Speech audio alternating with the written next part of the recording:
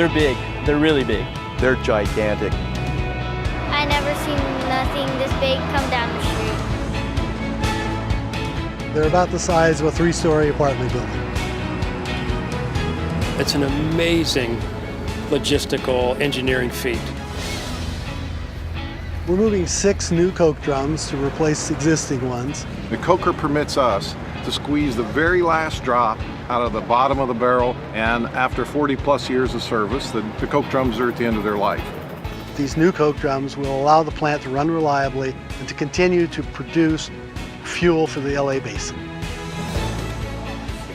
This move is similar to the historic space shuttle move in 2012 that took place in Los Angeles. It's just 3 times as heavy. And it's not just one piece, it's 6 items.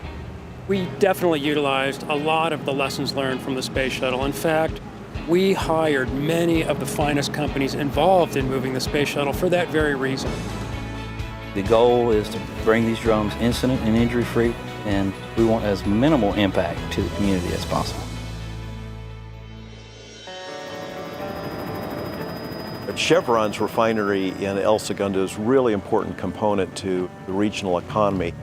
In fact, the refinery supplies over 20% of the motor vehicle fuels consumed in the basin and over 40% of the jet fuel at LAX. These drums underscore the commitment of the Chevron El Segundo refinery to build and to invest. They're part of the future of the refinery that'll ensure that we can provide transportation fuels for the public in Southern California well into the future.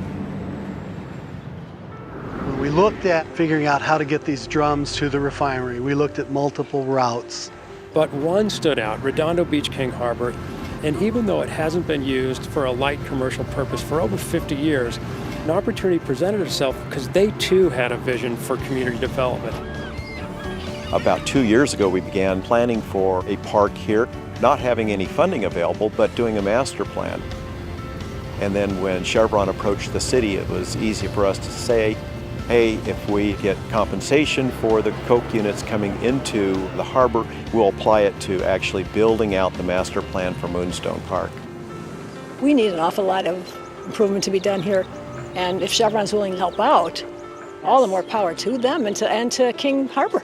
In our master plan, you'll find a youth sailing facility, mast-up storage for small sailboats, outrigger club facility, and a picnic area. This partnership with Chevron is helping us to realize that dream even sooner than we thought. To know we're going to see a bunch of young families out there on sailboats and outrigger canoe clubs enjoying themselves in a safe manner is something we've just dreamed about for a long time, and it's really going to come true. The first thing we'll do before we move these drums is hold a safety meeting with all 270 people involved in the move. There's always time to do the job safe. Tonight, let's all make good decisions. We want to bring these through there without even passing one Band-Aid out. Make sure your radio's on channel 6. Everything goes to the CP.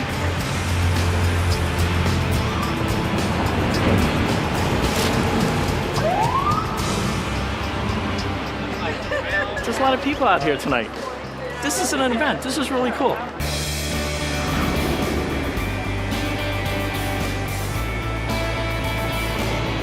Our total route is over 4.6 miles. We start here in Redondo Beach, then we go through Hermosa Beach, onto Manhattan Beach, and end up at the refinery, which is located in El Segundo. This is a pretty unique move in that this is probably the most heavily trafficked corridor in this region. It's home to thousands of commuters that move up and down it every day. This is something I've never seen before and probably never see again. Right, 173. You're clear all the way to Target. I'm really impressed by all the agencies working together here. A truly unprecedented number of local governments, police departments, Harbor Patrol, city planners, California Highway Patrol, Caltrans. So many different agencies have been working collaboratively to help us make this project a reality. Chevron really did a great job at community outreach. With any project this massive, you've got to get buy-in, and they did a fantastic job at that. The planning included a hard stop at 5 a.m. in the morning, so it wouldn't really disrupt the broader utilization of the highway. The coke drums are moving down Sepulveda on time as planned, flawlessly. Coker 1 is it. Everybody's on the same page tonight, and we're ahead of schedule. That's great. We will not have any problems with Mission at 5 a.m. go. That means that we'll be able to open up the highways a little earlier, and that'll give Pacific Coast Highway back to the residents. It's hard to imagine this when you start planning it, but when you actually see it, it's pretty awesome. Right now, we're at the refinery, entering the gate with the last drum. It's pretty exciting to have our drums finally in the refinery. I couldn't be prouder of these guys than I am right now. The move met and exceeded all expectation. Incident and injury free, by the way. It's been a very collaborative effort with all of the local communities, the agencies within those communities, and the public at large. Very simply, Chevron's been a fantastic partner in this Coke drum move, and I'm grateful to them for the partnership and the win-win that they really created for our city and community.